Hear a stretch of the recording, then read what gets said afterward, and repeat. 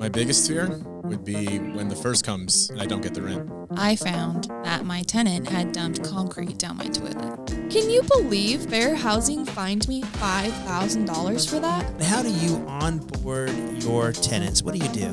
I don't even know if I do it right. If you're a landlord, don't just rent, rent perfect. The Rent Perfect podcast with property expert and private investigator, David Pickron. Well, welcome to another episode of the Rent Perfect podcast. We're certainly grateful you joined us today. I'm excited today. I have got long-term friend of mine and attorney, Matt Koglmeier with Koglmeier Law Group. Matt, I appreciate you taking off the suit and tie today and kind of coming down. In fact, I'm wearing a button-down shirt today. Are you impressed with me today? I am impressed, Dave. So I really appreciate that. But Thanks this is, you're so welcome. You know, you're just at a status here in Arizona as an attorney of you are just the man, and I really appreciate you taking some time. I know your life's busy, and I know you're in and out of court dealing with clients, so we appreciate your time here today. And I really wanted to bring you in on this topic because I think you're, you know, as kind of vague and as in trouble as we get on the FHA, Fair Housing Act, as specifically service animals and emotional support animals. I think you have a better grasp of this than almost anybody that I know. So I really appreciate you coming in and talking about this topic with us. Well, again, thanks for having me. Perfect. Well, you know, most of our listeners, maybe first-time buyers, have maybe 1 to 10 homes. We don't even know because most of us just have this criteria that just says no pets. And sorry, we don't want the hair in our home, the peeing on the carpet.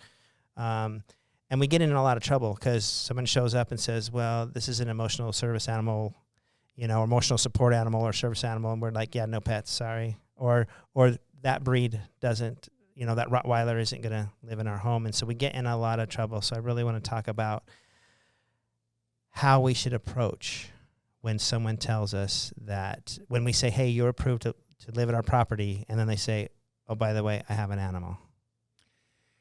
Well, first of all, there's no problem with a no-pet policy. However, under federal and state law, if that pet then really is a service animal or an assistance animal, then you have to make an exception for that. In fact, when it's a service animal or an assistance animal, under the Fair Housing Act, both under state and federal law, you have to treat that pet as if it's a tool. It's no longer a pet. So when you say a no-pet policy, it wouldn't apply if it's a service animal and it's helping someone because of a disability. Okay, so a good way to look at it is someone says, hey, this is an emotional support animal or this is a service animal. In our heads, we need to now say this is more like a wheelchair, right, than Exactly. It is an animal. That's a tool. Okay. It's no longer a pet. And if we think of it like that, it'll help us analyze what we need to do. And here's another example. Let's say you have a one-pet limit. Well, you have someone that applies, you approve them for occupancy, and then they tell you that they have a disability. Now, you're entitled to some information about that if it's not readily observable. So let's assume they verified that they did have a disability, and we'll talk about the definition of that in a minute. But they verify they have a disability, and they have a need for this animal. That's going to help them in their everyday living, and it's going to help them with their functions and with their activities. In that case, you must allow them to have that assistance animal. Okay. And then if you have a one-pet policy, they could have one pet in addition to that. Okay. So that's how you can distinguish those. One, you have a one-pet policy, so you can have one pet. And then you could have an assistance animal, which is not a pet, that's a tool, because you're still within your one-pet policy.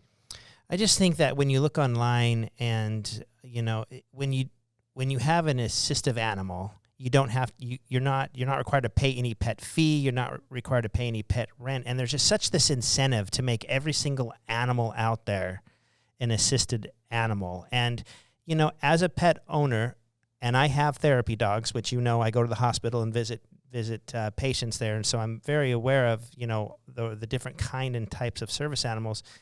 I'm just worried that people just abuse this. And I want to really take care of the people that really qualify for this. But I'm always so skeptical that they're going to bring in a big old German Shepherd. He's going to rip my house up. And for example, I mean, literally 2 months ago, I qualify someone. They're like, oh, by the way, I have an assisted pet. And I said, oh, okay, I have a no pet policy. I'm going to need some kind of certificate. And they just went online and got a certificate and sent it to me. And they put me in kind of a no man's land. And then when they show up, Matt, this is a puppy in a cage that they said, oh, we can't take him out of the cage because he's too hyper and he's too wild and he runs around. And I'm like, this is your, emotional service animal. So that's a very good point. This is an area that has been abused significantly by applicants and by residents because they found this information on the internet. They see what they can do to avoid pet rent and pet deposit. By the same token, we don't want to prevent anyone from having a service animal or an assistance animal when they truly need one. Right. If they have a disability, my goodness, we want them to have that animal. I want to help them. We want to make Absolutely. it easier for them in life. Absolutely. They already have a disability. That makes it difficult for them. But people will play a game, and they will go out and they'll try to circumvent, and they'll try to find loopholes. And one of the things that they have done is, and you mentioned these online certificates. You can go online and you can purchase these certificates. They'll range anywhere from $25 to $100. And you fill out a little bit of information, you send it in, and they will send you a card like this one. Okay, if you're watching this on YouTube, you can see this card. Okay. And so you send in a picture of your assistance animal. Which is not a dog on this card. No, this is my son. And so I sent this in just as an example to show that they will give a card to anyone. Right. Now, the reality is you don't have to honor these. Okay. One, it's not verification that a person has a disability. If the disability is not readily observable, for example, one that's readily observable is someone who may be having a seeing eye dog who's obviously blind, or someone who may be in a wheelchair and doesn't have legs. Right. That's an obvious disability.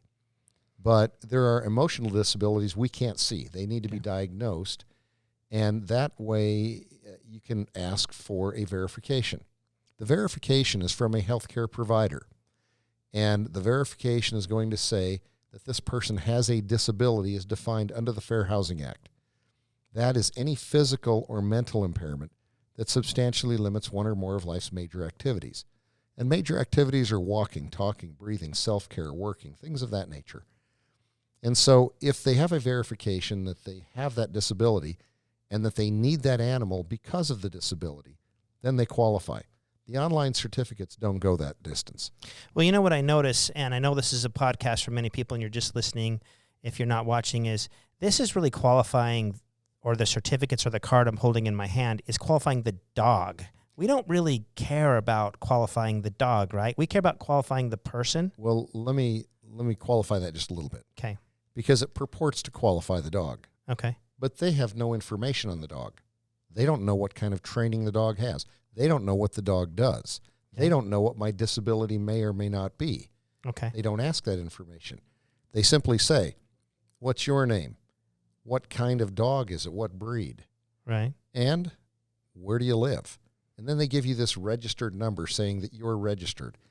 It really doesn't prove or say anything. The Arizona Attorney General's office has said that they will not honor those certificates, that those certificates are not worth the paper they're written on. You're entitled to a verification from a healthcare provider to make sure that the abuse that we talked about does not go on. Okay, so I'm presented this online certificate or a card that looks like this. I say, hey, I really appreciate that, but I need something from your medical provider that signs off saying you need this accommodation. Sure. You have to ask for something from their healthcare provider. It could be medical. It could be almost anyone that has knowledge of the disability and can verify that. So can a nurse write a letter? Can a PA write a letter? A nurse could. A PA could.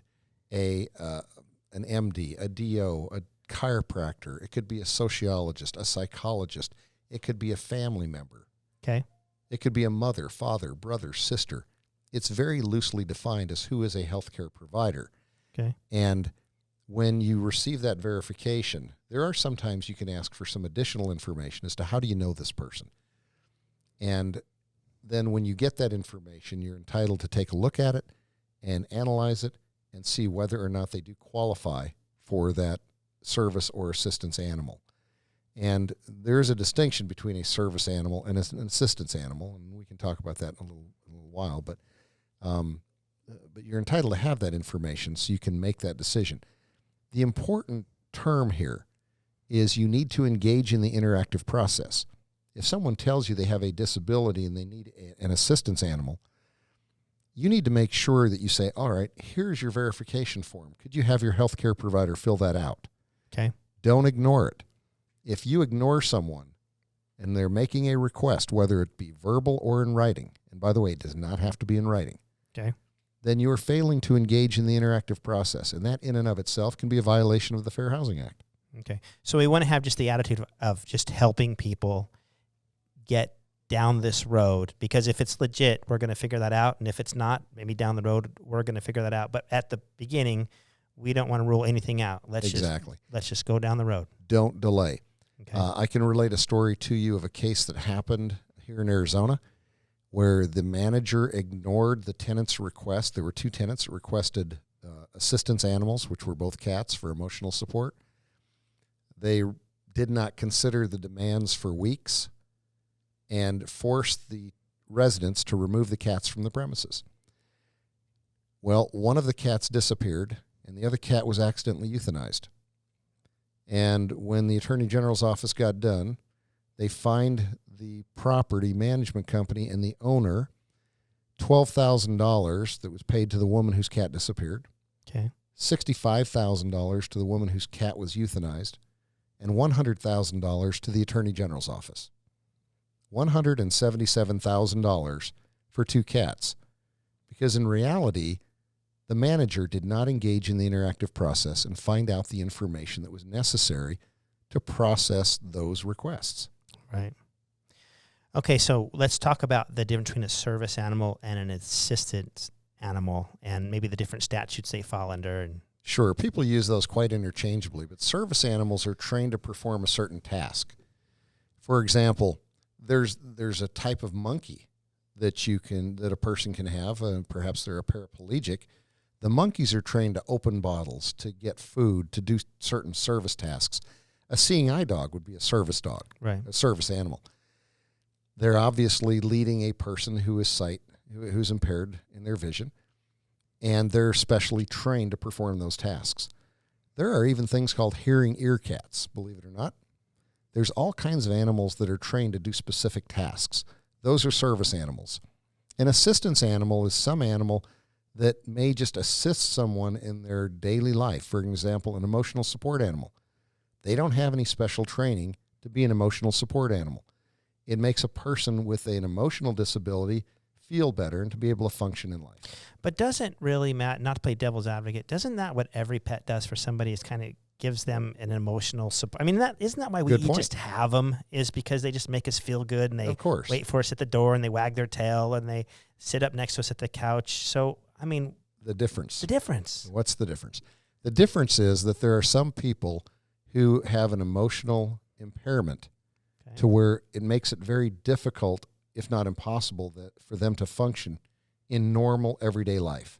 Okay. You and I, whether we had our dog or not, can function in ordinary everyday life if we don't have that emotional impairment. It's questionable, but okay. I know. You take your dog away, you might be a basket case, right? So, but people with an emotional disability who need that animal simply can't function without it. The rest of us may not be quite as happy, but we could still function in life. Right. Awesome. I love that. Thank you so much. So we have two. Well, first of all, here's a good time in this podcast to say, Matt, you're a licensed attorney in Arizona. Anything we talk about here, we're talking about federal statutes, but we always want people to go to their own local attorneys just to make sure that the stuff that we're talking about in general, if there's anything we're missing in their different states around the country. So that's the key word, in general. In general. And every situation is different. These cases and decisions you make can turn on little facts. So it's important to sit down with your attorney.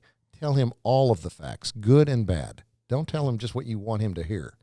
Tell him the good points, tell him the bad points, because it's just like going to a doctor. You need to tell them all of your symptoms, what you're experiencing, what you're feeling, for them to make an appropriate diagnosis. It's the same with an attorney. If you leave out facts, that attorney won't have all the facts he needs to be able to advise you correctly. So go to your attorney, get the advice you need, and then you can rely on that when you've given them full disclosure. Perfect. Okay, so I'm going to shoot some questions out to you, and you're going to tell me whether I'm right or wrong, or in compliance or not in compliance, okay? Or maybe. Or, well, you're an attorney. Okay. Hey, what disability do you have? Well, if you asked me that and I was an applicant, that would be an improper question. You're not entitled to know exactly what the disability is, just that you do have a disability. That's what the verification is for. Now, I will tell you this. Oftentimes, healthcare providers will go into detail about what the disability is, but you're not asking for that. You're simply asking them, do you have a disability as defined under the Act, and do you need this animal to assist you with that disability? Okay, so I say, hey, do you have a disability? And I'm really looking for a yes or no, right? But then you start saying, oh, yeah, so 10 years ago, and you start getting into your story. Do I stop you and say, hey, that's irrelevant, I don't want to know that? Or if they offer it, is that okay? If they offer it, that's fine, but don't ask for it. And don't ask people if they do have a disability. Let them bring it up. Okay. If you have an application that says, do you have a disability? Take it off immediately. Okay. It's an improper question. It's not something you should ask. And if someone has a disability, it's really their duty to communicate it. Not necessarily in writing, but they need to communicate it in some manner. Okay. And we're talking about emotional support animal, an assistance animal, or a service animal, which you kind of all group into the same. Can I ask you, has your dog ever bit anybody? That's a fair question, because you will see people who are asking for assistive animals that may be an aggressive breed. A pit bull, a German shepherd, a chow. There's a number of animals out there that are aggressive breeds, and people are concerned about that. So you do have the right to ask, does your dog have a history of aggression towards people, property, or other animals? And if they do, then you can consider that in the request as to whether or not it's reasonable. Because remember, you're making a reasonable accommodation, and no reasonable accommodation jeopardizes the health, safety, and welfare of others. If you said, I want an assistive snake, and it's a rattlesnake, and it hasn't been defanged, and it hasn't been, surgically fixed so it did not have poison. In fact, it's a dangerous snake. Okay. It would be fair to say, no, you can't have that rattlesnake, even though you think it makes you feel better. Right. Because it poses a health and safety issue to others. So no reasonable accommodation jeopardizes health, safety, and welfare. And so that's why you have the right to ask, does it have a history? Now, most applicants are going to say no. But you've done your due diligence. You've done the best you can. Typically, there's not a database which will tell you whether or not that dog has a history. Right. Like you can check credit or you can check a criminal background. Right. There are local areas that you can check, but they're not going to be comprehensive. Okay. So you pretty much have to take the tenant's word for it. But if that dog is then qualified as an assistive animal or a service animal, and it does show aggression towards people or other animals, bites them, attacks them in some manner, then you can basically say you need to get rid of that animal. You can get another one if you'd like, but not that animal. Okay. And that's fair game. But you can't restrict someone because it's an aggressive breed. Okay. Can I ask you, what does your animal do for you? Am I allowed to ask? I'm not asking about your disability, but I'm asking about what does the animal do for you? Yes, that's a fair question. Is why is that animal needed? Okay. It's for emotional support. It's for a physical help. It can get food from the refrigerator for me, and it can open bottles for me. It can do those types of things. So you have an understanding of what that specific assistance animal or service animal does. For example, let's say you don't have a right to ask if it's obvious. Okay. There are people in wheelchairs. They have dogs that are actually their motor. They pull them around. And so if you see that happening, you don't have to ask them, one, do you have a disability? And two, what does that dog do? Because it's obvious. You can see it. It's obvious. Right. It's the things that we just can't see that we've just got to kind of, ask a few more questions, but we have to ask the right questions. And I just want to reiterate, the wrong question is, what is your disability? Do not ask that question ever. That's going to get you in big trouble. Don't ask, do you have a disability? Don't ask what your disability is. If they want to offer it up, that's up to them. So in my normal pet policy, I have them give me every year a veterinarian's annual checkup and vaccination records for a normal pet that they're not claiming any kind of reasonable accommodation. Can I still do that if they have a service animal? If it's a service animal or an assistance animal, you can certainly ask for vaccinations. Okay. That goes to health and safety. Okay. We give animals a rabies vaccination so it doesn't spread that disease. And that's fair game. But you would not say your assistance animal doesn't qualify because you haven't licensed it with the city. That has no direct correlation with health and safety. That's simply between them and the city. That's between them and the city. And you're not the police on that at that point. It doesn't mean that that dog is any more dangerous or not dangerous because it's not licensed. Okay. But the vaccinations do go to health and safety, and that's a fair issue. Okay. Perfect. I appreciate that. Matt, you've been wonderful. Is there anything else I'm missing that we really need to kind of cover when it comes to these service or emotional support animals? I mean, like, for example, can I have any animal there is? Can I have a big old 10-foot boa constrictor that I promise you will never get out of my house? Well, you can ask different attorneys and get different opinions on that one. That's a maybe. Yeah, that's a maybe. But HUD basically says it can be anything. Okay. And you have to analyze it. Does that animal constitute a health and safety issue to others? Or is it overly burdensome? Let's say you have a normal animal like a dog or a cat or a fish or some kind of a rodent, a hamster, something like that, a gerbil. Those are things that we look at that are typically used. If you go to an animal domesticated animal that's normally in a house. Yeah. Exactly. Domesticated animal. If someone wants to bring in Bessie the cow into their apartment as an assistance animal, HUD says you have to look at it, but you have to consider some other things. Is there a reason that animal is there? Could we use some other type of an animal like a dog? What is the effect of that animal going to be in the premises? Could it constitute a health and safety issue? And obviously, we don't put cows in single-family homes for obvious reasons. Right. So it's probably not going to qualify as an assistance animal. Right. But little pigs, those little potbelly pigs, those can qualify. Okay. But you're still going to have a medical provider sign off and say, yes, they need this pig. So, right? Let me make sure we're clear on that. Okay. Don't ever ask for a medical provider.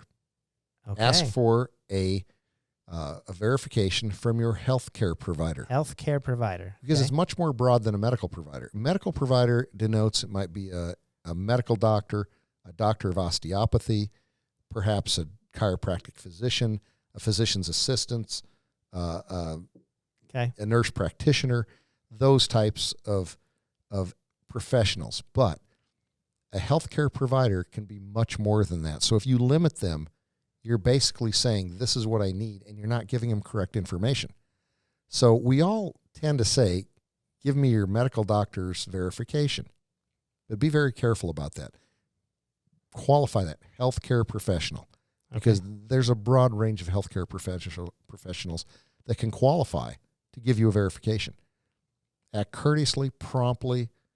Don't let it sit around. Act on it. Someone asks for an accommodation in the form of an assistance animal or a service animal.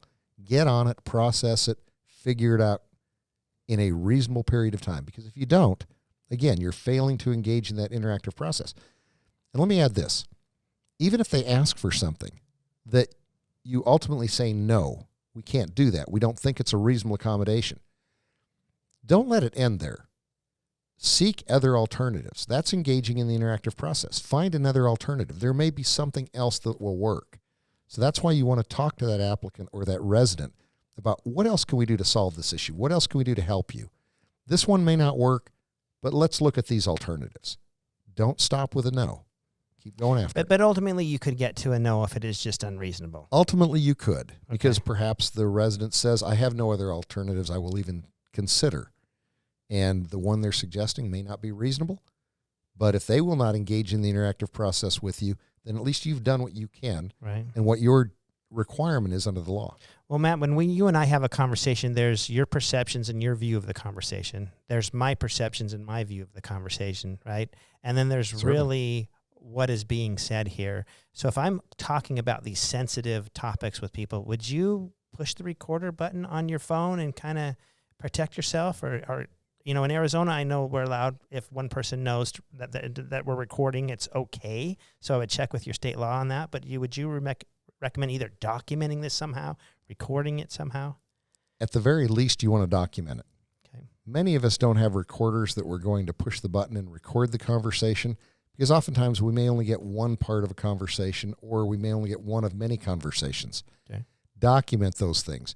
And you can send out confirming emails or letters to the applicant or to the resident who's asking for the accommodation.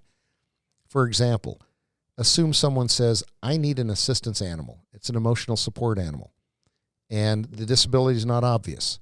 So you give the individual a verification form, and you say, would you please have your healthcare provider fill this out? Well, they leave. And let's say a week goes by and you don't hear anything from them. It's an excellent idea to contact them by email or by letter saying, listen, I gave you the verification form a week ago. I'm just following up on it to see where you're at with it. Please return it back to us as soon as possible so that we can consider your request. And so you say they can make a request to you anyway, verbally anyway, but any kind of response or any issues, you recommend email, get it in writing, so we Right. have something. And the reason I say that is because later on, if they do make a fair housing complaint and they say, I returned that verification and they did nothing with it, Right. and they failed to engage in the interactive process, you have something in your file to show you didn't receive it. And then when you bring it back, give it to this individual, give it to me so I can consider it. Now you've at least got a record that you followed up with it and they had not given it to you. So if they claim they had given it to you, you at least have some defense there. That's just great information. That just helps us out so much. I really appreciate that. I just want to review with our Rent Nation out there, Rent Perfect Nation. Guys, never ask if someone you can ask if they have a disability. You can't ask what the disability is. Never charge pet rent or any pet fees if you're dealing with a service or assisted animal. Document, and use the email as much as possible. They can make a recommendation verbally, but you can follow up with it and get it in writing. It'll protect you if you try to go through all those accommodations and eventually the answer is no, which hopefully you find that accommodation, you find a great renter, they live there for 5 years. People with disabilities don't usually move a whole lot. If you can, They limit it. yeah. But let me clarify one thing. Do not ask them if they have a disability. Let them bring it up. Okay, let them bring it up. Yep. Do not ask them in an application. Do not ask them in a personal interview.